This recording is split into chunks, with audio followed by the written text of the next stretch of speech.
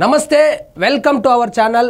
ఎవరైనా వైఎస్ఆర్సీపీ పార్టీ నుంచి రాజీనామా చేస్తే బయటకు వస్తే జగన్మోహన్ రెడ్డి గారిని బండబూతులు తిట్టడం చూసాం, ఎన్నో ఆరోపణలు చేయడం చూసాం. ఉదాహరణకు మొన్నటికి మొన్న వాసిరెడ్డి పద్మ గారు అయితేనేమి, బాలినేని శ్రీనివాసరెడ్డి అయితేనేమి, బంధువు అయినప్పటికీ పార్టీ నుంచి బయటకు వచ్చిన తర్వాత ఎన్ని ఆరోపణలు చేశాడో మనం అందరూ చూసాం. అదేవిధంగా సామినేని ఉదయభాను అయితే అతను లీడరే కాదు, అతనికి రాజకీయ నాయకుడికి ఉండవలసిన లక్షణాలే లేదని దుమ్మెత్తిపోయడం కూడా చూసాం.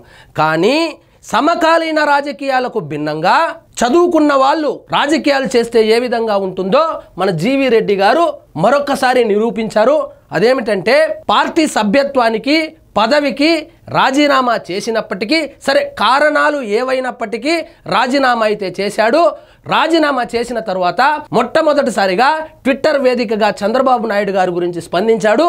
అది ఏమో నేను చదివి వినిపిస్తా చూడండి. నిన్న ప్రవేశపెట్టిన ఆంధ్రప్రదేశ్ రాష్ట్ర బడ్జెట్ కేవలం 33,000 కోట్లు అతి తక్కువ రెవెన్యూ లోటుతోనే 3,22,000 కోట్ల భారీ బడ్జెట్ను ప్రణాళికాబద్ధంగా రూపొందించారు. నిన్న ప్రవేశపెట్టినటువంటి బడ్జెట్ చాలా బాగుంది. కేవలము 33 కోట్ల అతి తక్కువ రెవెన్యూ లోటుతోనే బడ్జెట్ను రూపొందించడము చంద్రబాబు నాయుడు గారి పరిపాలన దక్షణ, చంద్రబాబు నాయుడు గారి విజన్, ఆయనకు రాష్ట్ర ప్రజల పైన ఉన్నటువంటి రెస్పాన్సిబిలిటీని చూపిస్తుంది అని చెప్తున్నారు. నా వృత్తిలో కొనసాగిస్తూ రాజకీయాలకు దూరంగా ఉన్నప్పటికీ శ్రీ నారా చంద్రబాబు నాయుడు గారు నాయకత్వం పట్ల నాకు ఎప్పటికీ గౌరవము. నేను పార్టీని వదిలిపెట్టి వచ్చి ఉండవచ్చుగాక, నేను పదవికి రాజీనామా చేసి ఉండవచ్చుగాక, కానీ చంద్రబాబు నాయుడు గారి నాయకత్వం మీద, చంద్రబాబు నాయుడు గారి మీద అపారమైన గౌరవం ఉంది అని చెప్తున్నాడు. తక్కువ కాలంలోనే టీడీపీలోను ప్రభుత్వ వ్యవస్థల్లోనూ నాకు గౌరవప్రదమైన బాధ్యతలు అప్పగించడం నా జీవితంలో ఎప్పటికీ మర్చిపోలేను. తెలుగుదేశం పార్టీలో జీవీ రెడ్డి గారి కన్నా సీనియర్లు చాలా మంది ఉన్నారు. జీవీ రెడ్డి గారి కన్నా ఎక్కువ కష్టపడిన వాళ్ళు ఉన్నారు. జీవీ రెడ్డి గారి కన్నా ఎక్కువగా బాగా చదువుకున్న వాళ్ళు కూడా ఉన్నప్పటికీ జీవీ రెడ్డి అనే అతన్ని అతి తక్కువ కాలంలోనే పార్టీ గౌరవించి పదవి కూడా ఇవ్వడంతో నేను దానికి రుణపడి ఉంటాను. చంద్రబాబు నాయుడు గారిని ఈ జీవితంలో మర్చిపోను అని చెప్తున్నాడు. ఈ అవకాశానికి నేను ఎప్పటికీ మా సార్ అంటున్నాడు. ఈయన పార్టీ నుంచి వెళ్ళిపోయినప్పటికీ, పార్టీ సభ్యత్వానికి కూడా రాజీనామా చేసినప్పటికీ కృతజ్ఞతతో ఇప్పటికీ కూడా మా సార్ నారా చంద్రబాబు నాయుడు గారికి రుణపడి ఉంటాను అని చెప్పాడు. ఎంత గొప్పగా చెప్పాడు చూడండి.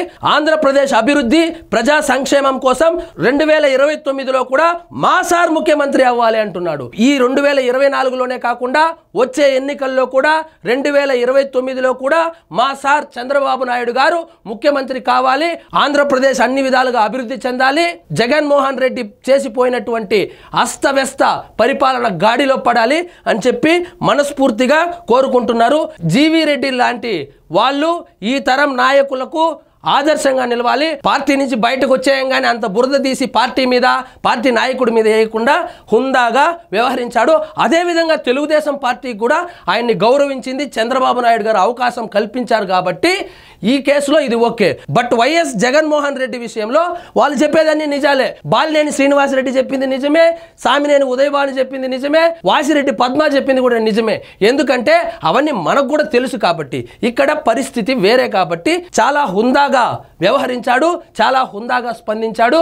ఇదండి ఈరోజు మన టాపిక్. మీకు ఈ వీడియో నచ్చినట్లయితే లైక్ చేయండి, షేర్ చేయండి, ఛానల్ మాత్రం సబ్స్క్రైబ్ చేసుకోవడం మర్చిపోవద్దు.